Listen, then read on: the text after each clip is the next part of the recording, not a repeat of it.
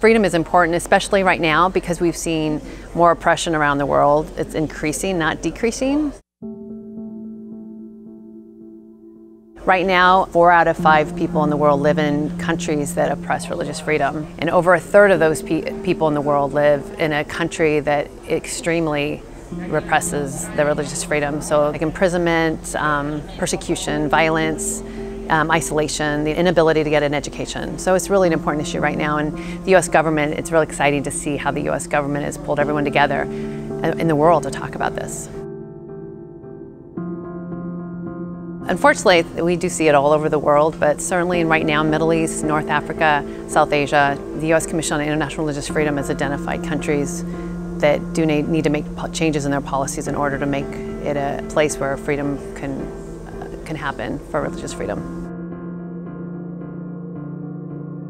Civil society is so important and able to come alongside, provide support, information, tell people stories. And so many victims of religious persecution are isolated and they don't have the ability themselves to share their stories. They don't have any power. And so civil society is important so they can tell these stories, so they can share to Americans what it's really like to live in these countries and under this oppression. Unfortunately, there's a lot of laws on the books in countries all over the world that both repress people's ability to choose their own religion and also to be able to meet and have churches or have any sort of support with civil society. So really, at this point, both are under attack. Because of this ministerial this week, the U.S. government's really putting a flag in the ground to say this is an important issue. And if you do have better laws on religious freedom, you do allow religious freedom in your country, you're going to see a better country, a better quality of life, you're going to see more peace, stability, and a better economy. And so, you know, the ministerial gave us a good opportunity to talk about all the different reasons that religious freedom is good for a country. I think civil society is really important at this point too.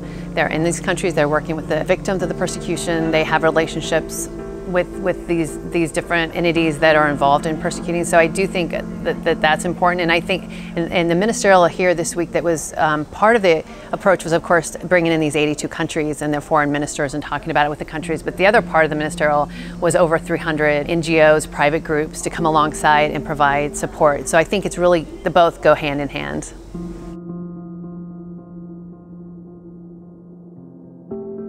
I think sharing stories of people that have experienced religious persecution, you know, a lot of times that's the first way that people get involved. They hear a story and are shocked that someone had to endure that kind of violence, and then they can share that story. They can support organizations that support the persecuted and really vote for people in office that care about these issues so that we have more people in Congress that are going to stand up and do what's right by protecting those that have no voice.